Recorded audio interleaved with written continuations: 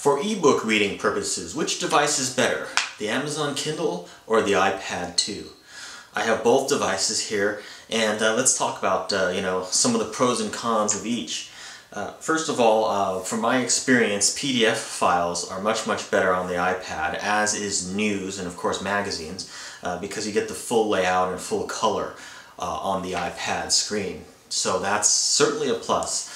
I do all my news and PDFs on the iPad, and try to do that through iBooks or the Amazon Kindle app on the iPad. For books, however, the Amazon Kindle is really tops. The reason for that is because the form factor is so much nicer for long haul reading. If you're going to read for 3 or 4 hours or something at a time, there's no beating the Amazon Kindle.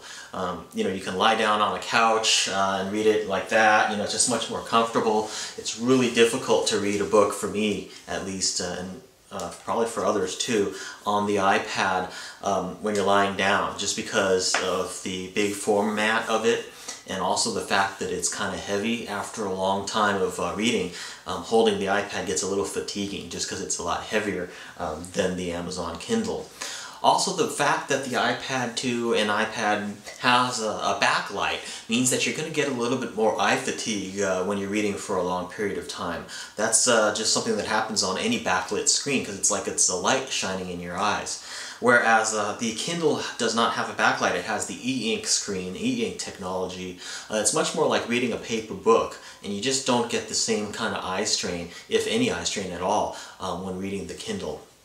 So I really like to have both devices at this point, especially now that the Kindle has come down in price. When it was first announced a couple of years ago, or maybe 3 or 4 years ago now, it was like $400. But now the Kindle can be had for $139 for the Wi-Fi version, and I think it's $189 for the Wi-Fi and free 3G version. So the Amazon Kindle, in my estimation, is really a no-brainer if you like to read, especially if you like to read books.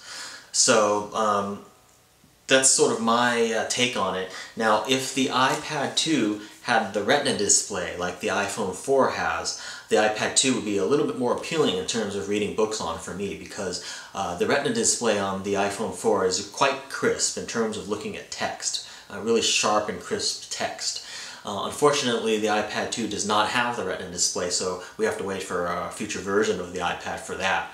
But when that comes out, I would be certainly more tempted to get rid of my Amazon Kindle, sell it or something, and then just use the iPad as my only device.